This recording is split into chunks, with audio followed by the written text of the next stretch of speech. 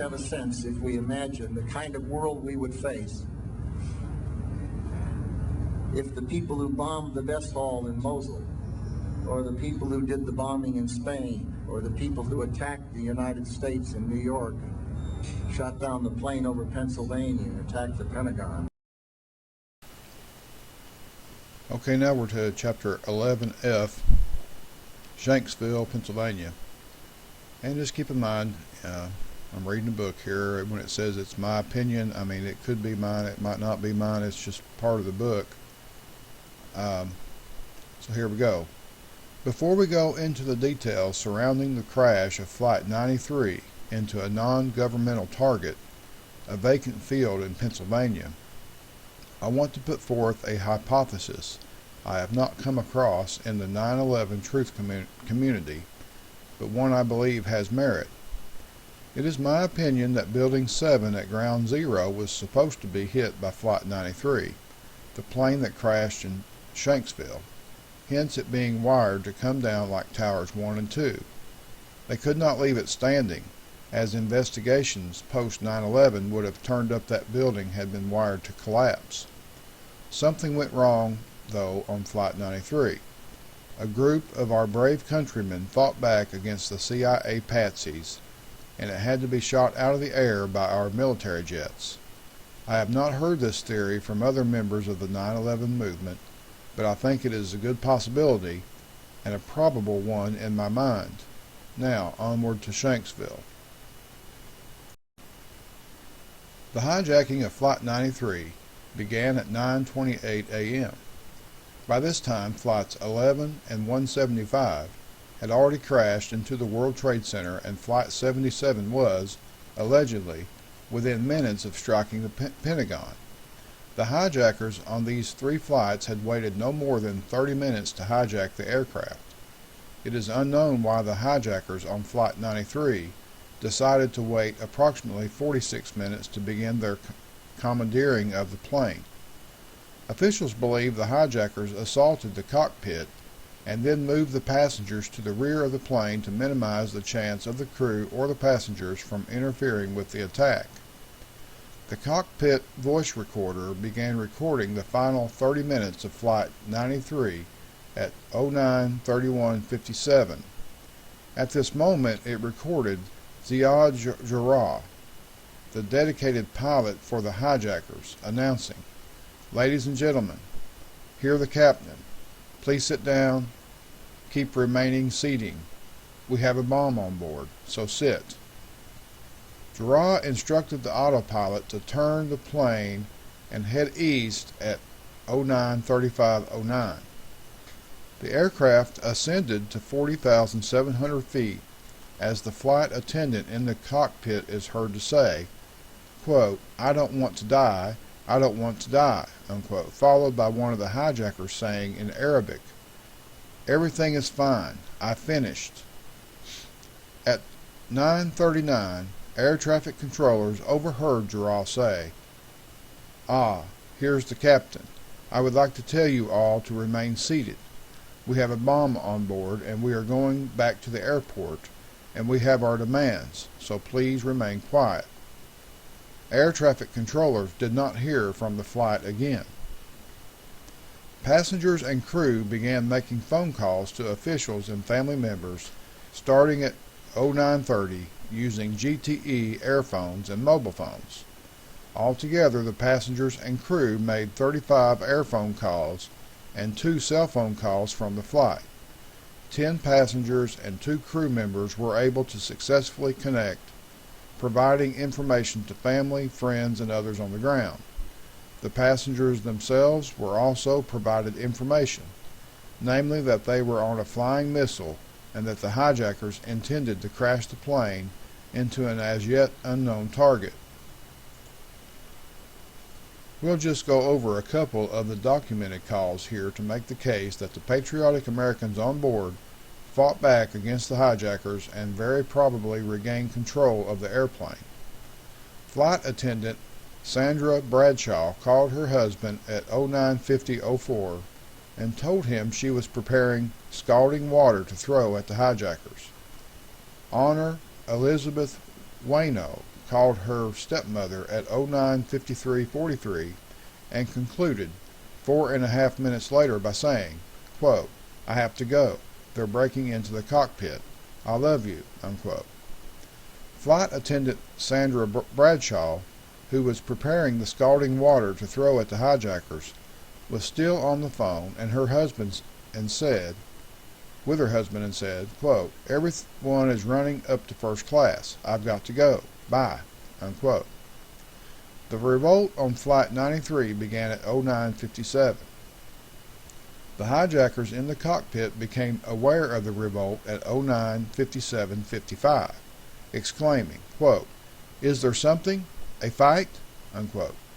Girard began to roll the airplane left and right to knock the passengers off balance. He told another hijacker in the cockpit at 09:58:57, quote, "They want to get in here. Hold from the inside. Hold from the inside, hold," unquote.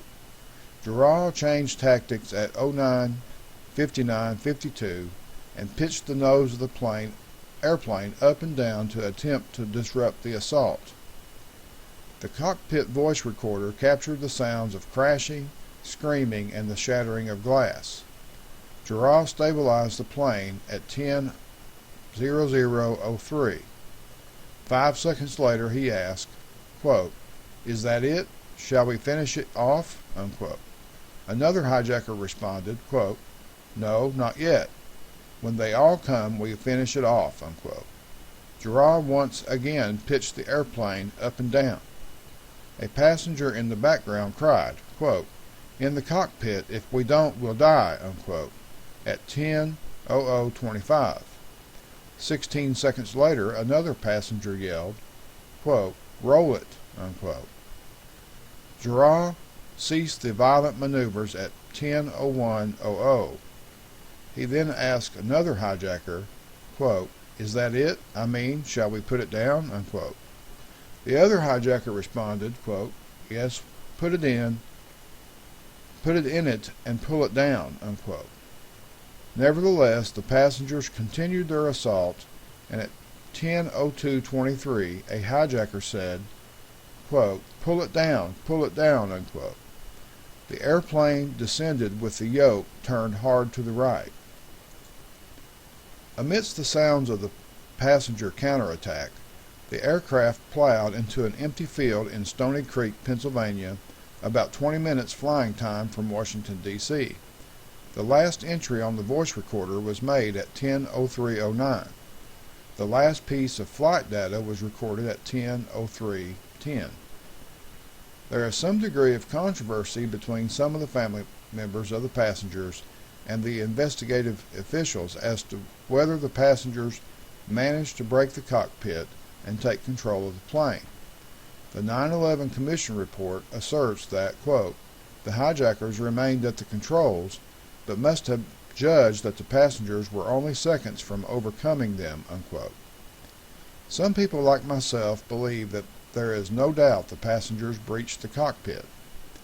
The plane crashed into a reclaimed coal strip mine in Stony Creek Township at 10:03:11. The National Transportation Safety Board reported that the flight impacted at 563 miles per hour at a 40-degree nose-down inverted attitude. The impact left a crater 8 to 10 feet deep and 30 to 50 feet wide. All 44 people on board died instantly on impact. This is where the official story propagated by the 9/11 Commission and the truth part lays, in my opinion. So, while things were unfolding in the air aboard Flight 93, American Airlines Flight 77 streaked allegedly toward Washington, D.C. after being hijacked. NEADS, the Northeast Air Defense Sector of NORAD, received notice of the Flight 77 hijacking at 9:24 a.m. Eastern Standard Time. 6 minutes later, 2 F-16s were airborne from Hampton, Virginia. The pilots, however, had not received permission to engage and destroy, but to just head for Washington, D.C. 7 minutes after wheels up, the American Airlines passenger jet allegedly crashed into the Pentagon. This was allegedly the third hijacked flight used as a missile to kill and maim that morning, as far as most people knew, and the National Air Defense was playing catch-up. 2 minutes before the F-16s from NEADS were airborne, the Federal Aviation Administration learned United Airlines Flight 93 had also been hijacked. Approximately 9:35 a.m., the hijacked plane began a left turn to the south near Cleveland, Ohio. By 9:39, it completed the turn and Flight 93 was aimed at Washington, D.C. There would be no excuse for not stopping what had become a terrorist missile apparently aimed at the seat of our federal government.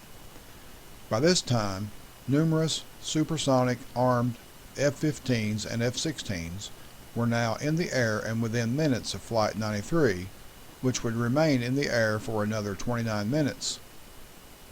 Unprecedented political decisions were now in the process of being made as Flight 93 and multiple United States fighter interceptors headed for a showdown near Shanksville, a small town in Pennsylvania. In Washington, D.C., an electronic conference was in progress. The conference focused on Flight 93. A White House staffer would keep coming in with updates on Flight 93's progress towards D.C., according to a September 11, 2002 ABC News program. ABC's Charles Gibson asked, quote, what the target of that airplane might be, unquote. Vice President Dick Cheney responded, quote, I thought probably White House or Capitol, unquote. U.S. Army Brigadier General W. Montague Winfield revealed that, quote, a decision was made to try to intercept Flight 93. The President had given us permission to shoot down innocent civilian aircraft that threatened Washington, D.C. The order was passed on to the pilots intercepting Flight 93. We started receiving reports from the fighters that were heading to intercept. The FAA kept us informed with their time estimates as the aircraft got closer and closer, unquote, according to General Winfield. Then the official story presented to the ABC audience begins to blur, as Winfield gave the impression that no one knew what happened next. General Winfield then gave an explanation of how the situation ended that basically said nothing. Quote, and at some point, the closure time came and went and nothing happened. So you can imagine everything was very tense in the NMCC.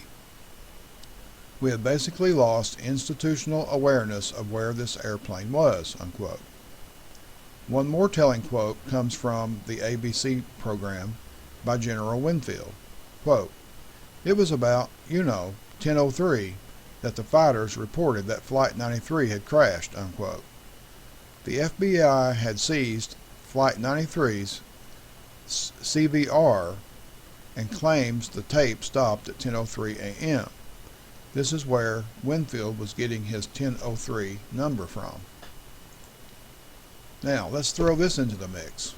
Quote, several leading seismologists agree that Flight 93 crashed last September 11th at 10:06:05 a.m., give or take a couple of seconds, unquote, according to a September 16, 2002 Philadelphia Daily News article. We seem to have a discrepancy of about 3 minutes between what the feds told us, that the plane crashed at 10:03, and what several different seismologists reported as the time of the plane crash.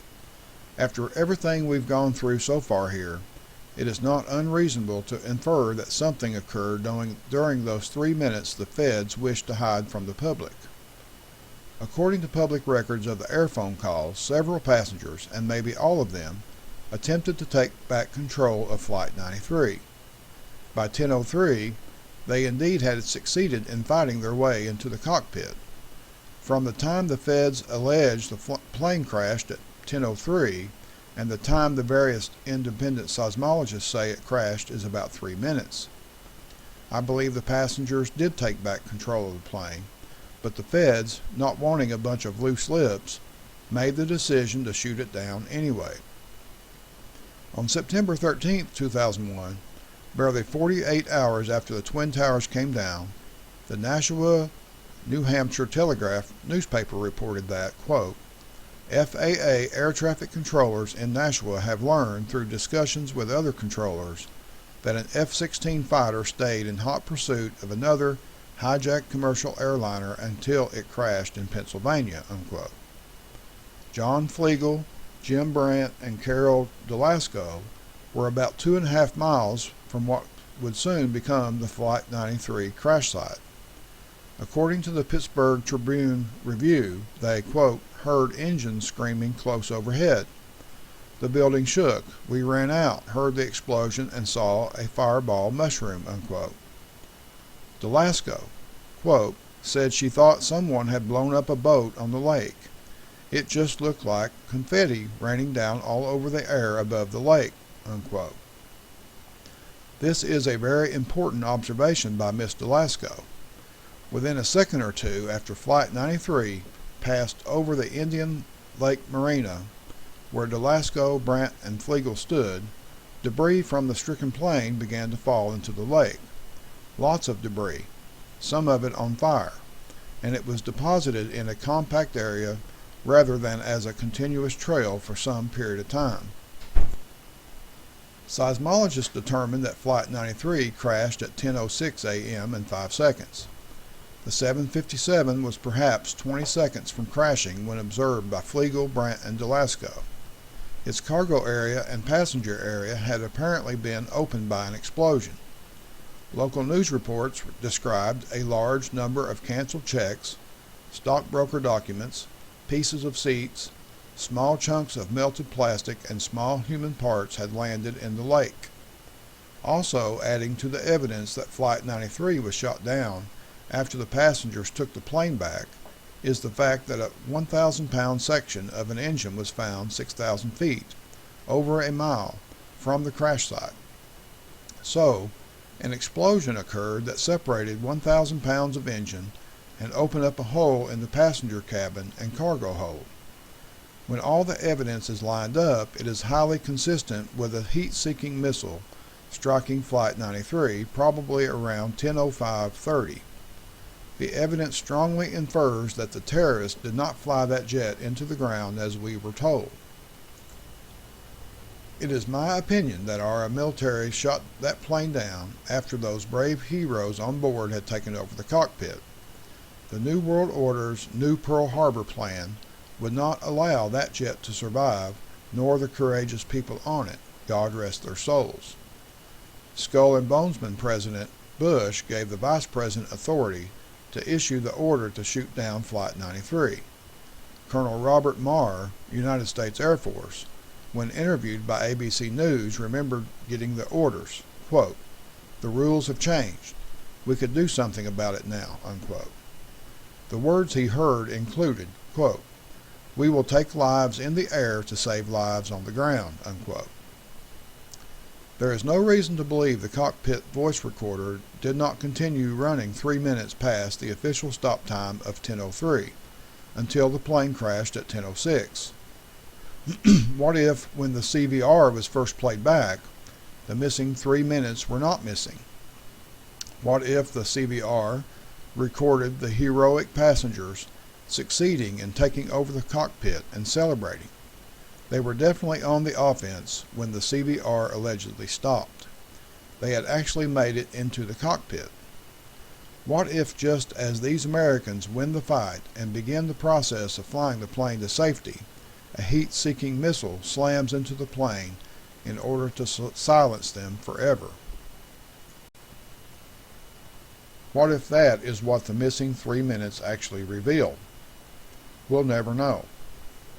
The evidence for the plane being hit with a missile is also provided by the eyewitnesses who not only saw the debris raining down miles away from the crash site, but they actually collected some items from Flight 93 that the FBI was more than happy to relieve them of. When investigating any crime scene, one of the most important pieces of evidence are witnesses. There are plenty of these around Shanksville, and they were talking after the plane crash, much to the chagrin of the FBI, who collectively told them to shut up or else. I have collected up some of that eyewitness testimony thanks to the internet and other vigilant patriots, so let's briefly go over it. Let's begin with the fighter jet that was sighted by numerous people right around the crash site. Eyewitness testimonies have generally been excluded from the official version of 9/11 via the 9/11 Commission report, and for good reason. In the Shanksville area, where many of the residents also believe Flight 93 was shot down, there are scores of eyewitnesses whose testimonies contradict the government's claim that the courageous passengers fought hijackers, forcing the jetliner to crash rather than to be flown into a building. Eyewitnesses agree that unexplained military aircraft were in the immediate vicinity when a huge explosive fireball occurred at the reclaimed coal mine near Shanksville. Viola Saylor saw Flight 93 pass very low over her house in Lambertsville, which is a mile north of the official crash site. She was in her backyard when she heard a very loud noise and looked up to find herself nose to nose with Flight 93, which she says was flying upside down as it passed overhead. It was blue and silver, she said, and glistened in the sunlight. It was so low that it rustled the leaves of her 100-foot maple tree in her yard. It flew southeastward for about 3 more seconds and even gained elevation before it crashed over the hill with a thud, she said. It was really still for a second, she said. Then all of a sudden, she saw a very quiet and low-flying military plane coming from the area of the crash site, flying toward the northwest. Quote, "It was flying very fast, like it was trying to get out of here," unquote. A second or two behind the military plane were 2 other planes, which Saylor described as normal planes. Shown a photograph of a Fairchild A-10 Thunderbolt II, a low-flying combat aircraft commonly referred to as a Warthog. Saylor identified it as the military plane she had seen. She said she recognized the 2 engines on the rear and the distinctive shape of the cockpit and nose of the plane. Similar eyewitness reports of military planes over Shanksville on 9/11 remain censored by the mainstream media, although they were reported in 2 leading British newspapers. Susan McElwain, a local teacher, also reported seeing a military-looking plane at the scene of the crash before witnessing an explosion. Miss McElwain told Great Britain's The Daily Mirror what she saw. Quote, "It came right over me. I reckon just 40 or 50 feet above my minivan," she recalled. "It was so low I ducked instinctively. It was traveling real fast but hardly made any sound. Then it disappeared behind some trees. A few seconds later I heard this great explosion and saw this fireball rise up over the trees, so I figured the jet had crashed. The ground really shook, so I dialed 911 and told them what happened. I'd heard nothing about the other attacks, and it was only when I got home and saw the TV that I realized it wasn't the white jet, but Flight 93. I didn't think much more about it until the authorities started to say there had been no other plane. The plane I saw was heading right to the point where Flight 93 crashed and must have been there at the very moment it came down. There's no way I imagined this plane. It was so low it was virtually on top of me. It was white with no markings, but it was definitely military. It just had that look. It had 2 rear engines, a big fin on the back like a spoiler on the back of a car, and with 2 upright fins at the side. I haven't found one like it on the internet. It definitely wasn't one of those executive jets. However, the FBI came and talked to me and said there was no plane around," unquote. The plane Miss McElwain describes is similar to the Warthog seen by Saylor over Lambertsville. Quote, "Then the FBI agents changed their story and tried to say it was a plane taking pictures of the crash 3,000 feet up. But I saw it, and it was there before the crash, and it was 40 feet above my head. They did not want my story. Nobody here did," unquote. The mainstream media only reported what Bill Crowley, FBI spokesman from Pittsburgh, said about other planes in the area. Quote, "Two other airplanes were flying near the hijacked United Airlines jet when it crashed, but neither had anything to do with the airliner's fate." Unquote. And then there's the debris fields scattered over an 8-mile area to contend with. The Pennsylvania State Police, who apparently weren't in lockstep with the feds, said debris from the crash had shown up about 8 miles away in a residential area, where local media quoted some residents as seeing flaming debris from the sky. Residents and workers at businesses outside Shanksville reported discovering clothing, books, papers, and what appeared to be human remains. Some residents said they collected bagfuls of items that were turned over to investigators. And there were the reports we just went over of what appeared to be crash debris landing in Indian Lake, nearly 6 miles from the immediate crash scene. John Flegel, an Indian Lake Marina employee, said FBI agents were skeptical of his reports about debris in the lake until they traveled to the lake shore to investigate. By September 12th, crashed debris began washing ashore at the marina. Flegel said there was something that looked like a rib bone amid pieces of seats, small chunks of melted plastic, and checks. He said FBI agents who spent the afternoon patrolling the lake in rented boats eventually carted away a large garbage bag full of debris. Witnesses say they heard the plane fly over and could feel their houses on the lake shake. The debris evidence also supports the plane flying over Indian Lake and that the plane was falling apart. This debris would have taken 15 to 20 minutes to float at 10 miles per hour and then descend on Indian Lake from the main crash crater. The testimony and evidence do not support the National Traffic Safety Board story that the debris floated over to the lake from the main crash site. A shoot-down situation is further strengthened by reviewing statements made by people in various positions of power within the federal government after the fact. Federal investigators said on September 15, 2001, that they could not rule out the possibility that Flight 93 was shot down. Quote, "We have not ruled out that," unquote, FBI agent Bill Crowley told a news conference when asked about reports that a U.S. fighter jet may have fired on the hijacked Boeing 757. Quote, "We haven't ruled out anything yet," unquote. Even Secretary of Defense Donald Rumsfeld had a slip-up and said the plane was shot down.